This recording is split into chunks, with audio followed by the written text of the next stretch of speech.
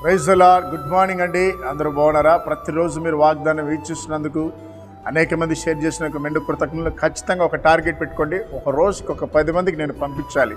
అలా వాట్సాప్ ద్వారా, ఫేస్బుక్ ద్వారా, ట్విట్టర్ ద్వారా మీరు పంపించండి. తప్పక ఈ వాగ్దానం ద్వారా నీ వల్ల ఇతరులు దేవునిలోకి నడిపించబడతారు. వాళ్ళ జీవితాల్లో దేవుని కొరకు తృష్ణ కలిగి ఉంటారు. కాబట్టి అందులో నువ్వు పాలిభాగస్తుడిగా ఉండాలి. దేవుని కృప తోడునుగాక. దేవుని యొక్క వాగ్దానం చదువుకుందాం. కీర్తనలు 17:15. నేనైతే నీతిగల వాడినై నీ ముఖ దర్శనము చేసేదను. దేవుని ముఖాన్ని మనం దర్శించాలంటే, దేవుని సన్నిధిని మనం అనుభవించాలంటే, ఆయనతో ధైర్యంగా మనం నిలబడాలంటే నీతి కలిగి బ్రతికాలండి.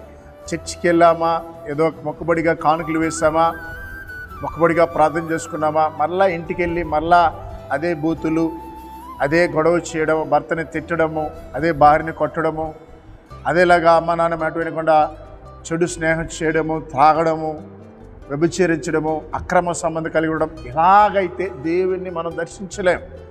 వేషధారణగా ఉంటే దేవుని ముఖాన్ని చూడలేం.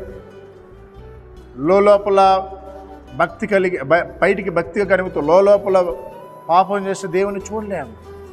నీతిగా దేవుని వాక్యానికి లోబడి పరిశుద్ధంగా అంతరంగ జీవితాన్ని పరిశుద్ధంగా పెట్టుకొని దేవుని భయం కలిగి, అమ్మో నేను దేవుని బిడ్డని, అమ్మాయిని చూడకూడదని భయంతో, అయ్యో నేను దేవుని చేత ఏర్పరచుకున్న బిడ్డని, నేను దేవుని సొత్తుని, ఇదిగో అబ్బాయిని చూడకూడదు, ఇదిగో అక్రమ సంబంధంలోకి వెళ్ళకూడదు, ఇదిగో చెడు అలవాటుని కలిగి ఉండకూడదు, నేను పరిశుద్ధంగా బ్రతకాలని ఏ వ్యక్తి అయితే తను తాను దేవుని యొక్క రక్తములో పరిశుద్ధపరచుకుంటాడో ఆ వ్యక్తి దేవుని ముఖాన్ని చూస్తాడు. ముఖాన్ని అంటే దేవుని సన్నిధిలో ఆయన ధైర్యంగా ఆయనతో మాట్లాడగలుగుతారు. కాబట్టి ఉదయకాలన దేవునితో నువ్వు ఏ కష్టం వచ్చినా ధైర్యంగా వెళ్ళి చెప్పుకోవాలంటే మొట్టమొదట నువ్వు నీతిగా బ్రతకాలి, నీలో నిజాయితీ ఉండాలి, దేవుని వాక్యాన్ని ఫాలో కావాలి. అట్టి కృప మనందరికీ దేవుడు దయచేలాగా ప్రార్థించేద్దాం. మహాగణుడా, పరిశుద్ధుడా, ఉదయకాల వాగ్దానమైన బిడ్డల మీదనే కృప ఉంచిన తండ్రి.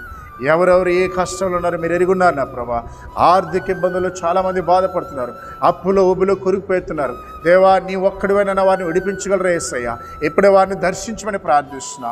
ముఖ్యంగా నా ప్రభా ఈ వాగ్దానం వింటున్న వారి కుటుంబాలు కట్టబడాలి నా ప్రభా. రెండంతల ఆశీర్వాదం దయచండి. ఉదయకాల నా ప్రభా ఎందరైతేనైనా అనారోగ్యంతో బలహీనంగా ఉన్నారో, కడుపు నొప్పితో బాధపడుతున్నారు, తలనొప్పితో బాధపడుతున్నారు, టైఫాయిడ్, మలేరియాతో, డెంగ్యూ జ్వరాలతో బాధపడుతున్నారు, ఇప్పుడే యేసు నామములో వారిని స్వస్థపరచమని యేసు నామములో ప్రార్థిస్తున్నాం తండ్రి. ఆమేన్.